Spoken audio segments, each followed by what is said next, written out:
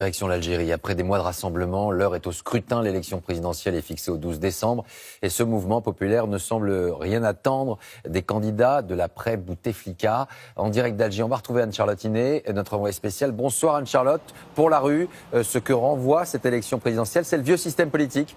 Et ils n'en veulent plus.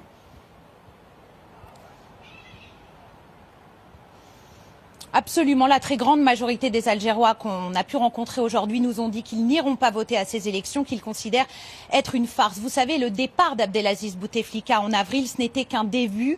Depuis, les manifestants réclament la fin de la mainmise de l'armée sur le politique et surtout un renouvellement complet de la classe dirigeante en qui ils n'ont plus aucune confiance. Or, ces 5 candidats, eh bien, ils font partie du système. Certains ont été premiers ministres, tous ont soutenu ou participé à la présidence de Bouteflika. En attendant ce scrutin jeudi prochain, la mobilisation dans la rue, elle, ne faiblit pas, comme vous allez le voir dans ce reportage réalisé avec Philippe Maire et Ludovic Lavieille. Tout un peuple debout et toujours en colère. Alger la blanche noire de monde, comme chaque vendredi depuis 42 semaines. Qu'ils soient jeunes ou vieux, riches ou pauvres, ils font partie du Hirak. Un mouvement populaire et pacifique qui a obtenu le départ d'Abdelaziz Bouteflika et qui ne compte pas s'arrêter là. L'Algérie a besoin de changer de régime, pas seulement un changement de personne, mais de système. Ça fait presque 10 mois qu'on manifeste pacifiquement. Et aujourd'hui, le mot d'ordre, c'est « il n'y aura pas d'élection ». Un carton rouge brandi contre des élections imposées par l'armée, massivement rejetées par la population.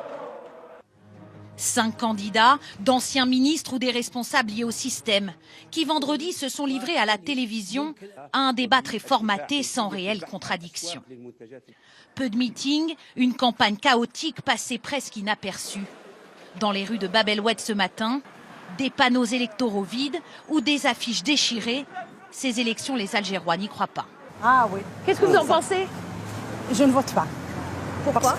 Parce que ces élections, c'est le Aucun de ces candidats n'est valable. Des élections qui se veulent en apparence démocratiques, mais beaucoup y voient une ruse du pouvoir pour se régénérer. On nous a mis 5 candidats, des figurants, mais nous, on veut choisir notre propre président. Ce n'est pas au chef de l'armée de décider qui doit nous diriger.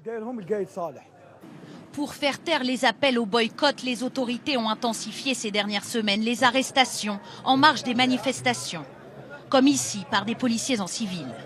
Plus de 200 personnes appartenant au mouvement seraient actuellement détenues. Ce journaliste algérien est de toutes les manifestations. 3 de ses confrères sont en prison.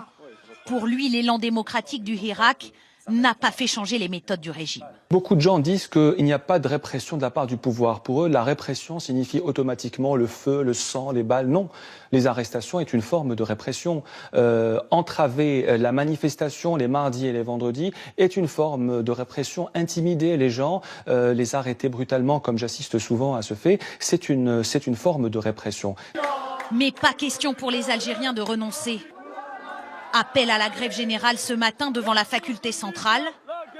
À l'usure, disent-ils, ils finiront bien par obtenir gain de cause.